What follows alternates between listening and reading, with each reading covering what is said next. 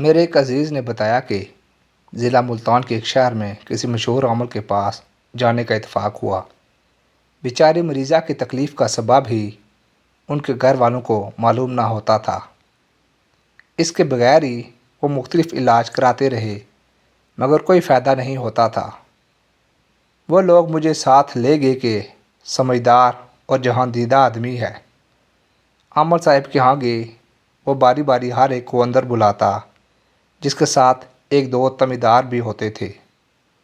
ہماری باری آئی تو مریضہ کے ساتھ ایک اس کے گھر کا فرد اور ایک میں اندر گئے۔ ہم نے مریضہ کی تکلیف بتائی اور کہا پتہ ہی نہیں چلتا کہ کیا معاملہ ہے۔ عامل صاحب فرمانے لگے ابھی معلوم ہو جاتا ہے، دیکھو تو صحیح۔ یہ کہہ کر مریضہ کے بدن پر ایک کوڑا سفید کاغذ جو بہت سے اس کے پاس پہلے سے رکھے ہوئے تھے اور ساتھ پانی کا بڑا پیالہ بھی رکھا تھا، لے کر مریضہ کے بدن پر اچھی طرح پھیرا اور کچھ کلام بھی چپکے پڑھتا رہا، اور پھر اس نے ہمارے سامنے یہ وہ کاغذ اس پانی میں ڈبو دیا۔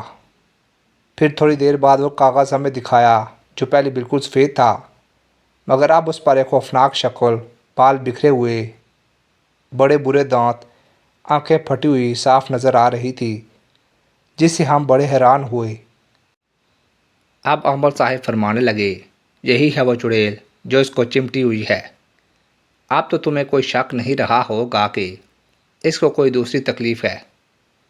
اس کے بعد انہوں نے بطور علاج تعویذات وغیرہ دیے اور اپنا نذرانہ وصول کیا، مگر مجھے اس عامل کی شکل و صورت، طرز گفتگو وغیرہ سے اس پر شک ہو گیا، اور میں نے وہ پانی کا بھیگا ہوا کاغذ اٹھانے کی کوشش کی تو اس نے فوراً اسے اپنے پیچھے پھینک دیا۔ اس پر میرا شک اور بھی بڑھ گیا اور میں وہیں بیٹھا رہا کہ دیکھوں کہ نئے آنے والے کیس میں یہ کیا کرتا ہے۔ میرے ساتھی تو باہر چلے گئے اور نئے لوگ آ گئے تو عامل صاحب نے مجھے کہا کہ تم باہر چلے جاؤ۔ میں نے کہا آپ کو میرے یہاں بیٹھنے سے کیا تکلیف ہے؟ میرے کاغذ چھیننے کی کوشش سے وہ پہلے ہی الرجک تھا، اب جھگڑنا بھی شروع کروایا کہ تیرا ان نئے آنے والوں سے کیا تعلق۔ ادھر میں بھی اڑ گیا اور کہا کہ میں ان سے پیچھے ذرا دور بیٹھا ہوں گا، تیرا اسے کیا بگڑتا ہے؟ مگر وہ نہ مانا۔ اس کے دیگر حواری بھی اس کی حمایت میں بولنے لگے اور نئے مریض بھی میرے خلاف ہو گئے کہ کیوں ہمارا وقت ضائع کرتا ہے۔ خیر میں مجبور ہو کر باہر آ گیا، مگر میرا تجسس قائم رہا اور میں کھڑکی سے دیکھتا رہا کہ نئے مریضوں کے ساتھ یہ کیا معاملہ کرتا ہے۔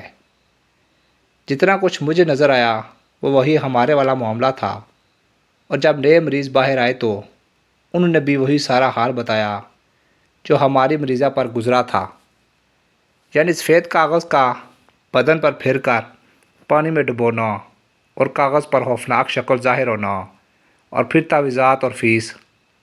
حالانکہ ان لوگوں کو ہمارے معاملے کی کوئی خبر نہ تھی۔ میں نے ان سے کاغذی بلا کی شکل و صورت دریافت کی تو انہوں نے ہو بہو وہی بتائی جو ہم نے دیکھی تھی۔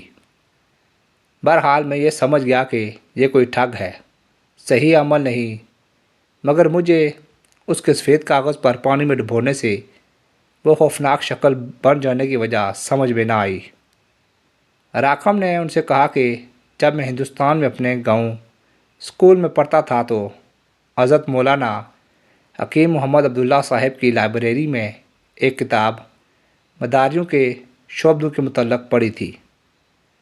اس میں کئی ایسی روشنائیوں کا ذکر تھا جو نظر نہ آتی تھی، مگر بعد کسی چیز کے مس ہونے سے وہ نظر آنے لگتی تھی۔ ان میں سے ایک یہ تھی کہ اچھی قسم کے صابن کو کاٹ کر قلم کی طرح بنا کر صاف سفید کاغذ پر کچھ لکھا جائے تو وہ لکھا ہوا بالکل نظر نہیں آتا، مگر جب اس کاغذ کو پانی میں ڈبوئیں تو وہ تحریر بڑی واضح نظر آنے لگتی ہے۔ اسی طرح اگر پیاز کا پانی نکال کر اس سے سفید کاغذ پر کچھ لکھے تو وہ تحریر بالکل نظر نہیں آئے گی، مگر جب اسے آگ کے قریب کیا جائے تو آگ کی گرمی سے نارنجی رنگ کی نہایت خوشنما تحریر نمودار ہوگی۔